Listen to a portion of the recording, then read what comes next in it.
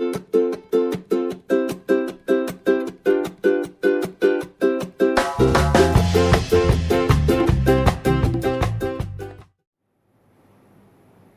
बच्चों, physics class में आपका स्वागत है। आज का हमारा टॉपिक है ऑल्टरनेटिंग करंट जनरेटर। इससे पहले हमने डिस्कस किया था इलेक्ट्रोमैग्नेटिक इंडक्शन के बारे में, फैराडे एक्सपेरिमेंट, उनके लॉज के बारे में। वहां से ये पता चला था कि जब भी किसी भी कॉइल में फ्लक्स का चेंज होगा तो उसमें एक ईएमएफ इंड्यूस होगा, और इंड्यूस ईएमएफ की वजह से इंड्यूस करंट उस कॉइल में फ्लो होता है, और उस इंड्यूस करंट के डायरेक्शन निकालने के लिए हमने फ्लेमिंग्स राइट हैंड रूल का यूज किया था। अब उसी का एप्लीकेशन है हमारा एसी जनरेटर। जनरेटर दो तरीके का होता है, अल्टरनेटिंग करंट और डायरेक्ट करंट। हम यहाँ अल्टरनेटिंग करंट जनरेटर की बात कर रहे हैं। तो जनरेटर क्या होता है, पहला सवाल ये है। तो उसका जवाब ये होता है कि कोई भी इलेक्ट्रिकल डिवाइस या वो डिवाइस जो मैकेनिकल एनर्जी को इलेक्ट्रिकल एनर्जी में कन्वर्ट करके दे, यानी कि हम फिजिकल वर्क कर रहे हैं, मैकेनिकल वर्क कर रहे हैं और हमें इलेक्ट्रिसिटी मिल रही है, तो वो डिवाइस कौन सा हो गया, जनरेटर। और यहाँ ऑल्टरनेटिंग जनरेटर करंट इसलिए कह रहे हैं क्योंकि जो आउटपुट पे हमें मिलेगा वो ऑल्टरनेटिंग करंट मिलेगा। ठीक है, दो करंट होता है, ऑल्टरनेटिंग करंट और डायरेक्ट करंट। तो यहाँ हमें आउटपुट पे इस जनरेटर के थ्रू क्या मिलेगा, ऑल्टरनेटिंग करंट। यहाँ देखिए कौन से प्रिंसिपल पे वर्क करता है, तो हमने यही कहा कि ये इलेक्ट्रोमैग्नेटिक इंडक्शन पे वर्क करता है। इलेक्ट्रोमैग्नेटिक इंडक्शन क्या होता है ये आपको पहले लेक्चर में पूरा अच्छे से बताया गया है, एक बार सुन लीजिए कि इलेक्ट्रोमैग्नेटिक इंडक्शन क्या होता है। When a coil rotated in a magnetic field, an EMF induced in the coil due to change in flux। तो किसी भी कॉइल को जब मैग्नेटिक फील्ड में आप रोटेट कराते हैं तो उसके अंदर फ्लक्स का चेंज होता है और उसकी वजह से उसमें एक ईएमएफ इंड्यूस होता है। उस प्रोसेस को हम क्या कहते हैं, इलेक्ट्रोमैग्नेटिक इंडक्शन। अब इसके कंस्ट्रक्शन की बात कर लेते हैं। देखिए कंस्ट्रक्शन, ये डायग्राम आपका दे रखा है, ये मैग्नेट का पोल्स है। इलेक्ट्रोमैग्नेट हमने लिया हुआ है यहाँ पे स्ट्रॉन्ग मैग्नेटिक फील्ड के लिए, और भी ज्यादा स्ट्रॉन्ग के लिए क्या होता है कि ये कॉन्केव बना दिया जाता है। ऐसे जो मैग्नेटिक पोल्स होते हैं वो ऐसे होते हैं, दोनों नॉर्थ और साउथ ऐसे रहेंगे इस शेप के। तो उसकी वजह से कॉन्सेंट्रिक मैग्नेटिक फील्ड मिलता है।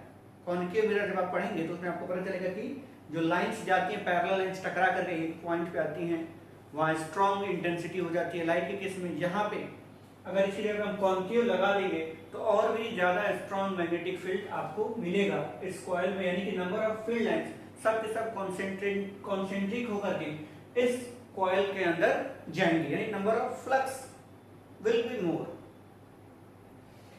यहां पे हमने यह इलेक्ट्रोमैग्नेट, ये क्या है, स्ट्रॉन्ग मैग्नेटिक फील्ड प्रोवाइड कराने के लिए यूज कर रहे हैं। नेक्स्ट है आर्मेचर कॉइल एबीसीडी। एक armature coil rectangular copper coil होता है जो इंसुलेटेड होता है। इसमें नंबर ऑफ टर्न्स आप बढ़ाते जाएंगे तो इंड्यूस करंट की वैल्यू भी क्या होगी, ज्यादा होगी। तो मोर नंबर ऑफ टर्न्स हम ले लेंगे, एन नंबर ऑफ टर्न्स हम कंसीडर कर लिए। ये जो आर्मेचर कॉइल है देखिए, एक एंड S1 से कनेक्टेड है, दूसरा एंड S2 से कनेक्टेड है। तो ये जो कनेक्शन है यहां ध्यान दीजिए, परमानेंटली कनेक्टेड होता है। एक एंड S1 से, दूसरा एंड S2 से फिक्स हो गया पूरी तरीके से। हो इसका इनर रिंग, जो रिंग आपका स्लिप रिंग होता है, उसका इनर रिंग क्या होता है आपका, इंसुलेटेड होता है। आउटर रिंग इंसुलेटेड नहीं होगा, इनर रिंग इंसुलेटेड होता है और उससे एक्सेल जाता है, ऐसे एक्सेल पे ऐसे होल्ड रहता है रिंग। ठीक, ये S1 हो गया और ये S2 ऐसे होल्ड किए हुए हैं। ठीक है, और ये ऐसे होल्ड किए हुए तो उसके बगल में ऐसे कार्बन से टच करता है। जो कंडक्टिंग सरफेस है रिंग का, उस पे क्या है, कार्बन ब्रशेस टच किया हुआ है। कार्बन ब्रशेस क्या होता है, इलेक्ट्रिकल कनेक्टिविटी प्रोवाइड कराता है गैल्वेनोमीटर से। दोनों जगह वही चीज है। तो सबका अपना अपना वर्किंग है। जब आर्मेचर कॉइल रोटेट करेगा तो स्लिप रिंग भी क्या होगा, रोटेट होगा उसके साथ, लेकिन उसके साथ ये एक्सेल है, इसके एक्सेल के ऊपर क्या होगा, ऐसे रोटेट करेगा स्लिप रिंग, और कार्बन ब्रशेस क्या होगा, ऐसे टच में रहेगा उसके, इलेक्ट्रिकल कनेक्टिविटी प्रोवाइड कराने के लिए। गैल्वेनोमीटर क्या होता है, to detect the flow of current और डायरेक्शन, दोनों बताएगा कि किस डायरेक्शन में फ्लो कर रहा है, और फ्लो कर रहा है या नहीं कर रहा है, दोनों चीजें पता चल जाती है इसमें। अब कैसे काम करता है ये जनरेटर, कंस्ट्रक्शन तो समझ में आ गया कि ये लगा करके हमने बना दिया, और हर एक पार्ट का वर्किंग आपको पता है कि कौन सा पार्ट क्या काम करता है, क्यों यूज कर रहे हैं। लेकिन ये काम कैसे करेगा, कैसे हमें करंट आउटपुट पे देगा, ऑल्टरनेटिंग करंट कैसे आउटपुट को देगा। तो इसके वर्किंग की बात करेंगे तो इसको दो हिस्सों में तोड़ देते हैं। हमने दो डायग्राम बनाया हुआ है। ये फर्स्ट हाफ साइकिल के लिए हम यूज करेंगे, फर्स्ट हाफ साइकिल, और ये क्या हो गया, सेकेंड हाफ साइकिल। दोनों के लिए अलग अलग यूज कर रहे हैं। वर्किंग इनका है, देखिए फॉर फर्स्ट हाफ साइकिल की हम बात कर रहे हैं।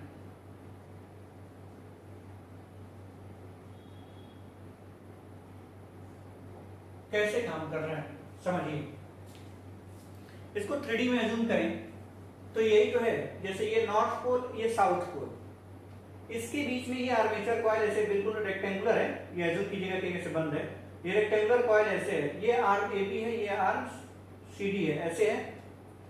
अब यहां से यहां पे देखिए नॉर्थ से साउथ की तरफ, ठीक क्या कह रहे हैं, नॉर्थ से साउथ की तरफ आपका मैग्नेटिक फील्ड लाइंस जा रही है, कॉइल उसके पैरेलल है।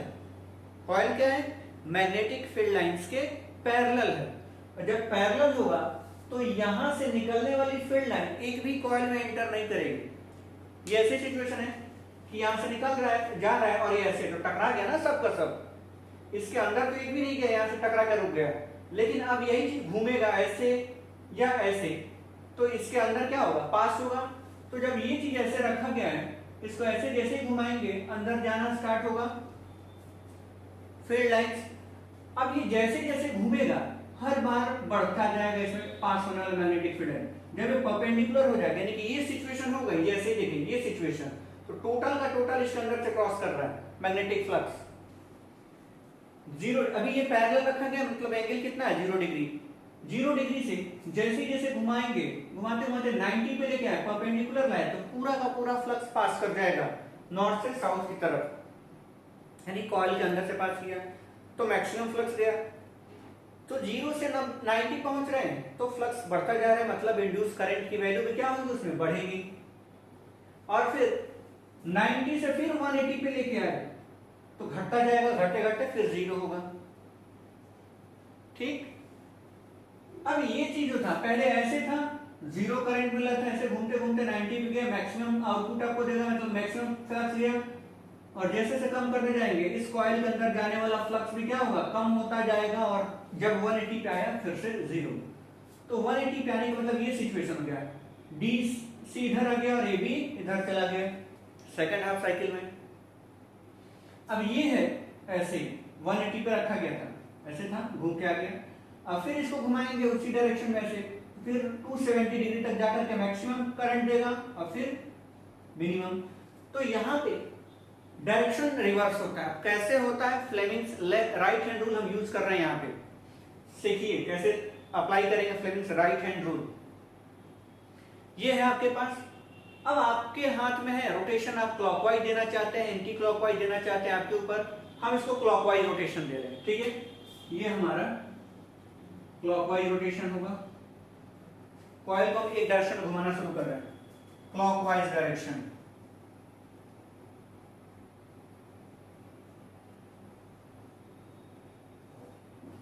मोशन दे देंगे।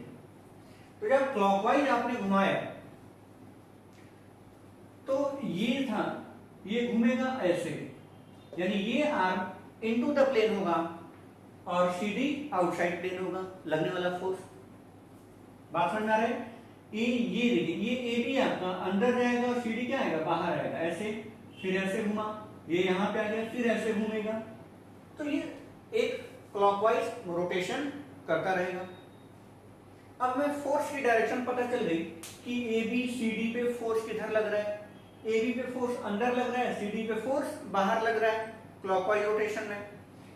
मैग्नेटिक फील्ड की डायरेक्शन पता है, नॉर्थ से साउथ, हमें निकालना क्या है, इंड्यूस करंट की डायरेक्शन निकालनी है। तो क्या करेंगे, यहां ध्यान दीजिए, Fleming's right hand rule apply कीजिए। फोर्स कहां है, ये थंब फोर्स को रिप्रेजेंट कर रहा है, ये मैग्नेटिक फील्ड को, तो करंट अपने आप पता चल जाएगा। देखिए ये इनटू द प्लेन है, प्लेन के अंदर लग रहा है, ये देखिए प्लेन के अंदर, और मैग्नेटिक फील्ड नॉर्थ से साउथ, तो ये ऐसे ही जाएगा, और फोर्स अंदर गया तो करंट कहां आ रहा है, नीचे, इस आर्म पे लगा के देखिए, फोर्स इसमें अंदर लगा, मैग्नेटिक फील्ड यही है, नॉर्थ से साउथ हमेशा पॉइंट करेगा, तो करंट कहाँ है, नीचे की तरफ है, तो इस आर्म में करंट आपका आ जाएगा नीचे की तरफ, ठीक, ये ऐसे फ्लो करेगा करंट नीचे की तरफ। दूसरे आर्म सीडी पे लगाइए, सीडी पे फोर्स कहाँ लग रहा है, बाहर, तो इस बार ये थंब आपका कहाँ होगा, बाहर की तरफ, लेकिन ये पॉइंट अभी भी करेगा नॉर्थ से साउथ। देखिए ये सिचुएशन, फोर्स बाहर, ये मैग्नेटिक फील्ड, तो ऊपर क्या आ गया, करंट आ गया, तो इसमें कहाँ आ गया, करंट ऊपर की तरफ। बात समझ में आए? आपको सिंपली क्या करना है, क्लॉकवाइज एंटी क्लॉकवाइज खुद डिसाइड कर लेना है। हमने इसको क्लॉकवाइज मान लिया, जब क्लॉकवाइज रोटेशन दे रहे हैं तो ये आर्म इनटू द प्लेन अंदर की तरफ गया और ये बाहर की तरफ आया। हमने Fleming's right hand rule apply किया, तो राइट हैंड रूल अप्लाई करेंगे तो फोर्स अंदर, मैग्नेटिक फील्ड ये, तो करंट अपने आप नीचे पता चल रहा है। हमेशा स्ट्रेच ऐसे ही करना है, इन दोनों को आपको एडजस्ट करना है according to the diagram, according to the force and magnetic field. तो ये जिधर भी होगा करंट उधर ही जाएगा। सेकेंड हाफ साइकिल में, तो पहले फर्स्ट हाफ साइकिल को हम यहाँ लिख दे रहे हैं, ये कैसे वर्क कर रहा है देखिए, क्या लिखेंगे, force on arm A B कहाँ है, फ्रॉम, सॉरी कैसा है, इनटू द प्लेन, फोर्स लग रहा है इनटू द प्लेन। तो अगर आप कर रहे हैं applying Fleming's right hand rule, अगर आप अप्लाई कर रहे हैं तो क्या मिल रहा है, करंट कहां से जा रहा है, ए बी में, बी से ए की तरफ, तो current in arm A B is from B to A. ये देखिए कहां है, बी से ए आ रहा है,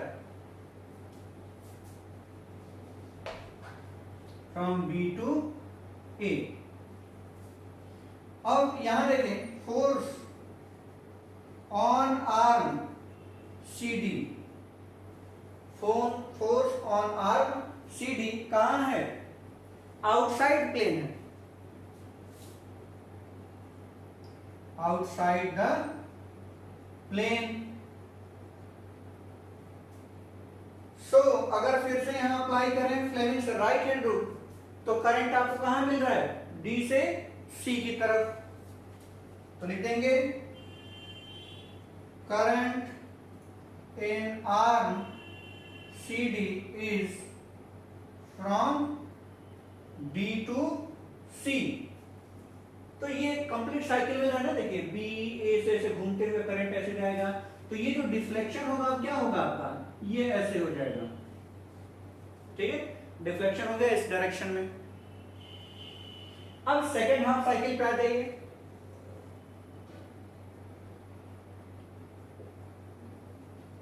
सेकेंड हाफ साइकिल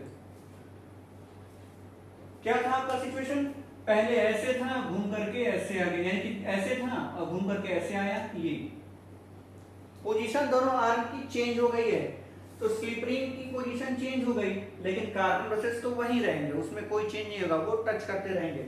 ये जो पूरा का पूरा डायग्राम है आपका 3D में है, 3D में आप एज्यूम करके इसको समझिए। यहां क्लॉकवाइज अभी भी रोटेशन रहेगा, ये नहीं कि हाफ रोटेशन के बाद उल्टा करेंगे, आप एक रोटेशन प्रोवाइड करा देंगे, उसी पे वर्क करेगा ये। तो यहां भी क्लॉकवाइज होगा, तो ये था ऐसे घूमेगा फिर से, तो ये कहां जाएगा, अंदर, और ये कहां आएगा, बाहर। अब इस पे फोर्स इनटू द प्लेन, इस पे force outside plane, magnetic field की डायरेक्शन अभी भी नॉर्थ से south, Fleming's right hand rule apply करें, देखिए तो मैग्नेटिक नॉर्थ से साउथ, फोर्स कहां लग रहा है, अंदर, तो ये अपने आप स्ट्रेच किए, हमेशा स्ट्रेच ऐसे करना है, तो आपका आ गया करंट कहां आ गया, नीचे की तरफ, ये ओके। अब यहां पे ये फोर्स कहां लग रहा है, ए बी पे, आउटसाइड प्लेन, बाहर की तरफ, ये अंदर लग रहा था और ये बाहर की तरफ, तो इस बार थंब आपका कहां होगा, बाहर होगा, और मैग्नेटिक फील्ड अभी भी उधर ही है, तो करंट कहां चला गया, ऊपर की तरफ, तो ये आपका ए बी हो गया, यानी करंट इसमें कहां जाएगा, ऊपर की तरफ जाएगा। तो लिख रहे हैं यहां पे force on arm C D. कैसा है फोर्स, इनटू द प्लेन है, इनटू द प्लेन। तो वही चीज applying Fleming's right hand rule, आपको क्या मिला, current in arm C D is from, कहां से कहां है, सी टू डी, सी से डी में है। Similarly force on arm A B कहां है इस बार, आउटसाइड प्लेन। तो करंट कहां मिलेगा, सो करंट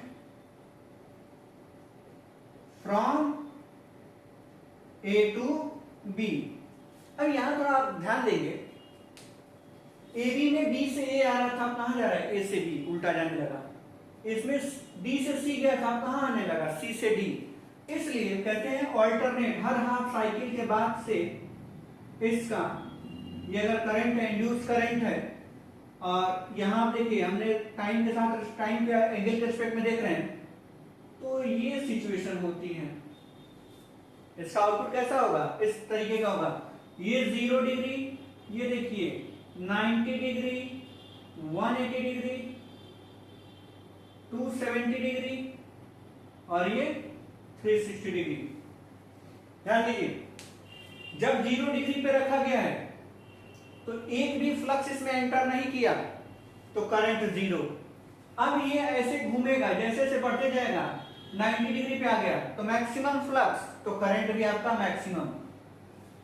अब 180 से घूमेगा, सॉरी 90 से घूमेगा 180 तक, तो घटना शुरू हो रहा है, देखिए घटते घटते घटते 0 पे आ गया।